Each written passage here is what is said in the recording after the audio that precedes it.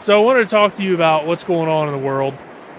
And just a couple weeks ago, on the 3rd of May, President Trump met with Palestinian Authority Mahmoud Abbas, right? And a lot of people saw the statement that they put out.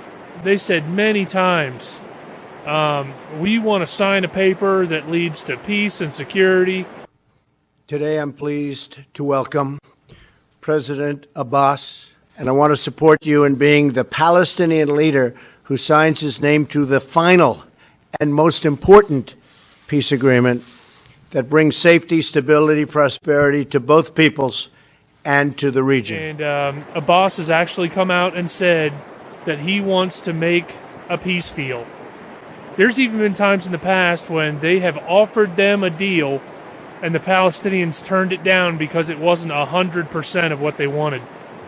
Mr. President, our strategic option, our strategic choice is to bring about peace based on the vision of the two-state, a Palestinian state with its capital of East Jerusalem that lives in peace and stability with the state of Israel based on the borders of 1967. So, we've got that going on. I believe President Trump is making his first foreign trip to the Vatican, to Israel, to Saudi Arabia in, a week or so. So here's the details of the Trump trip to the Middle East. White House officials detail President's trip. Saudi Arabia the visit comes first as the nation's leaders are custodians of two specific mosques. The two holiest sites in Islam. So that's his first stop. And then following Saudi Arabia, the president will go on to Israel where they will work to reinforce the strong alliance with the Israeli people. During the trip, officials will be talking about the peace process and the Palestinians, including talk of what a good future would be for the region. From Israel, the president will fly to the Vatican for a meeting with Pope Francis. The official expressed hope that the visit would make a big impact around the world and for people of faith.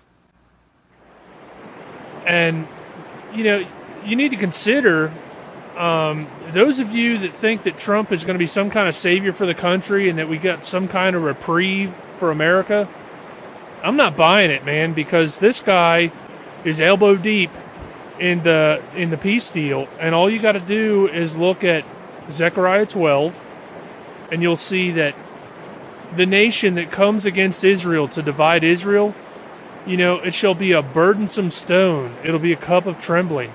Whoever attempts to divide it will be cut to pieces. So that's the stuff that's in the future of America if Trump pulls this off. And I know we've been watching this stuff for years and years, but, Abbas is saying he's going to do it.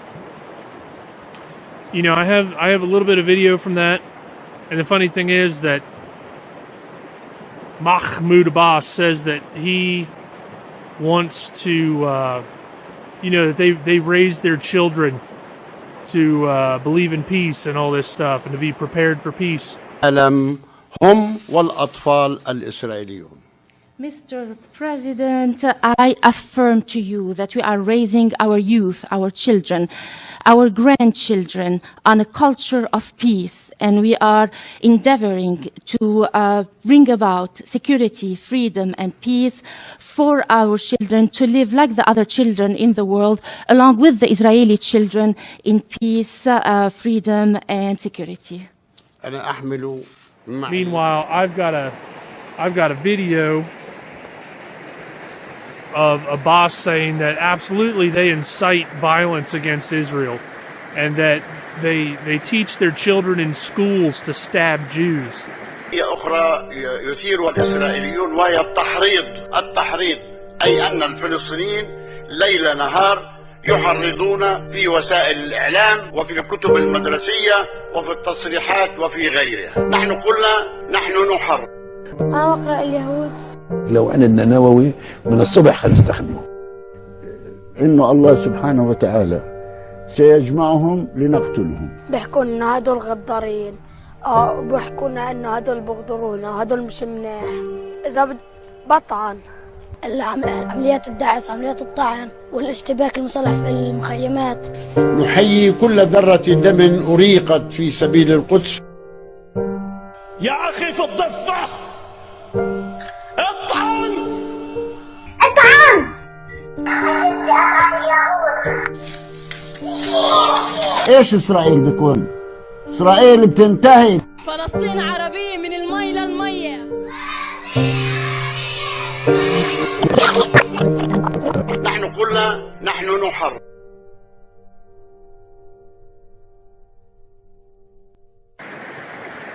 So, I take that stuff into consideration. I believe that is the fuse that lights the tribulation.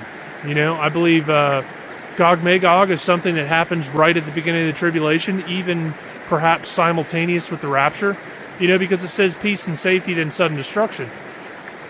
And if you paid any attention to the news, that stuff is all in place.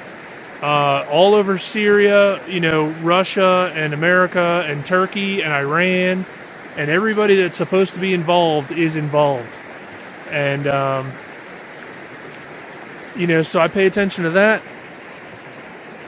All you got to do is go on YouTube, you search end time signs, and you will see every word that Jesus spoke about prior to the tribulation is happening now. I mean, we're talking about wars, rumors of wars, famines, earthquakes, pestilences, seeing the waves roaring with perplexity, days of Noah, days of Lot. And the thing about the days of Noah was that their thoughts were only evil continually, and that violence covered the earth. Days of Lot, obviously homosexuality, but also, even more, it says in Ezekiel 16 that it was because of idleness, fullness of bread, not helping the hand of the poor and the needy, pride.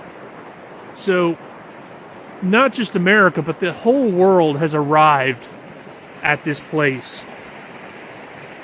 So, I take into consideration a prophecy by a man named, I believe it's it's either Samuel ben Judah or Judah ben Samuel. Google that, you'll find one or the other. This guy, hundreds of years ago, had a prophetic word, and he said that Israel would be owned by the Muslims for 8 jubilees. And it played out exactly like that. The Ottoman Empire had Israel, had the Holy Land, the Promised Land, for 8 jubilees, 400 years. And in 1917, General George Allenby walked in and took Jerusalem without firing a shot. This Samuel ben Judah guy also said that it would be no man's land for 1 jubilee, that the holy city would be restored for 1 jubilee, and then the Messiah would come. So we've arrived, and this guy said these things, 600-700 years ago, and it's come to pass exactly how he said. I mean, we're talking 6-7 centuries, and this guy's word is being, matched. So I consider that as far as the Jubilee year is concerned, 2017 fits nicely. Take into consideration the Revelation 12 sign. This is showing September 23rd. Behold, and there appeared a great wonder in heaven, a woman clothed with the sun, and the moon under her feet, and upon her head a crown of 12 stars. Leo, 1, 2, 3, 4, 5, 6, 7, 8, 9. And these, passing through, Mercury, Mars, Venus, 12. Leo the lion represents Christ. Jupiter, the king planet, spends 9 months in the womb and goes into retrograde motion. This is the Revelation 12 sign. And what they've recently discovered is that right in this area is the red dragon. It's something that's only seen with infrared telescopes. and it appears to be the face of a dragon. You got to see it for yourself. This is Revelation 12. That I believe is occurring on September 23rd. All you got to do is look it up.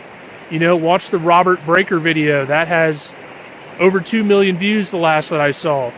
Watch some Scotty Clark. The thing that he...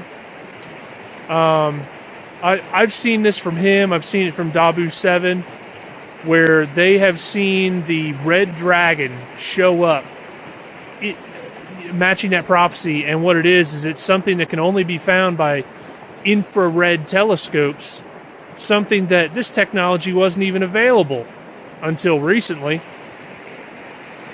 So that is happening right at the time of Rosh Hashanah. And anybody who has really studied the rapture and the feasts and all that stuff deeply knows that when Jesus said, "No one knows the day or the hour," you should know this, that is an idiom, that is a metaphor, that is a saying that matches the Feast of Trumpets, because no one knows the day or the hour, because the feast starts when 2 witnesses see the sliver of the moon in the sky. So they don't know the day or the hour that the feast starts. Man, what else going on? I think that the Trump meeting in Israel, when he talks to Netanyahu, I think we'll really see how serious this gets depending on Netanyahu's reaction to all this. I can't declare that the tribulation starts in September. I can't declare that it starts in May. I can't, but Jesus said that you should watch the signs and that you're a hypocrite if you can't discern the signs of the times. So I think the state of the world, the state of humanity, the state of natural disasters, if you don't see this, then it's almost too late to wake people up. Because one thing that I find interesting about prophecy is that it's so complex that you can't just walk up to a person on the street and say, "Oh, well, Jesus is coming back because of the increase of earthquakes." Well, then you have to tell them about the increase in rumors of wars. Then you have to tell them about, this generation shall not pass till all things be fulfilled. We're on the 50th anniversary of the, what's it called? The partition agreement that happened November 29th, 1947. Because when you go back to Daniel 9, it says, "From the going forth of the command to restore and rebuild Jerusalem." So that's when it's talking about time counting start. But if you just go up to a stranger on the street and you say, "Oh, well, Jesus is coming back because of the days of Lot, because of the days of Noah, because perilous times shall come in the end where people will be lovers of selves and lovers of money and blasphemous," and it's like the end times prophecies are so complex that it's like you have a hard time presenting one point without presenting 24 others with it. And if you haven't caught up to what's going on at this point, it's really hard to see the big picture if you're just now coming to awareness of it.